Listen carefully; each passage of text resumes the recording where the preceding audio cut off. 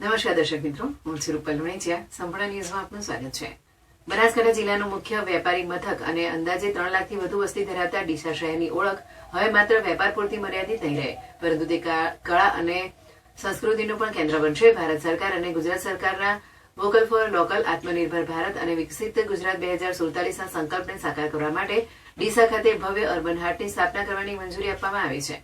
ગુજરાત સરકારના કમિશનર કુટીર ખાતે અને ગ્રામોદ્યોગ દ્વારા અંદાજે ₹21 કરોડના ખર્ચે આ અત્યાધુનિક પ્રોજેક્ટનું નિર્માણ હાથ ધરવામાં આવશે. ડીસા શહેર ભૌગોલિક રીતે વ્યૂહાત્મક સ્થાન ધરાવે છે, જ્યાં સ્થાનિક જનતા ઉપરાંત પાડોશી રાજ્ય રાજસ્થાનથી પણ મોટી સંખ્યામાં ગ્રાહકો ખરીદી માટે આવે છે. આ વધતી માંગ અને બજારની ક્ષમતાને ધ્યાનમાં રાખીને હસ્તકલાના કારીગરોને કાયમી પ્લેટફોર્મ પૂરું પાડવા માટે અર્બન હાટની આવશ્યકતા ઊભી થઈ હતી. આ હાટમાં કારીગરો માટે પાકા stall, food stall, multipurpose hall, dormitory અને વિશાળ પાર્કિંગ જેવી આધુનિક સુવિધાઓનો ઉપલબ્ધ કરાવવામાં આવશે, જેથી મુલાકાતીઓ અને વેપારીઓ બંનેને અનુકૂળતા રહે.